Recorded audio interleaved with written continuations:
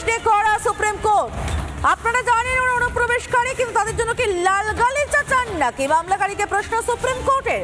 অনুপ্রবেশকারীরা অবৈধভাবে দেশে এসেছে, তাদেরকে থাকতে দিতে চান? অনুপ্রবেশকারীদের পক্ষে কথা বলা ঠিক নয়। জনস্বার্থ মামলায় পর্যবেক্ষণ শীর্ষ আদালতের।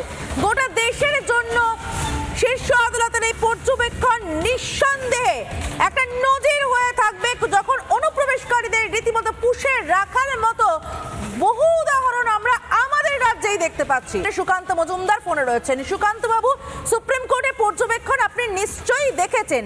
সব থেকে বড় কথা, যে কথা রিপাবলিক বাংলা বারবার বলছে, ভাতের পাতের ভাগিদারদের কেন বসানো হবে?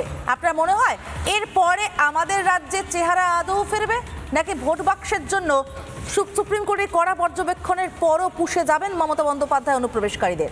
আবার মমতা বন্দ্যোপাধ্যায়ের গালে একটা থাপ্পড় মারলো, বা মমতা বন্দ্যোপাধ্যায়ের মতো যারা আছেন তাদের গালে থাপ্পড় মারলো, কিন্তু দোকান কাটার লজ্জা থাকে না।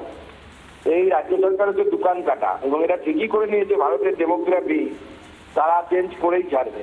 সেজন্য তাদের সুপ্রিম কোর্টের রায়ও বা অবজারভেশন মানারও এদের কোনো দায় নেই এবং মানবে বলে আমার মনে হয় না।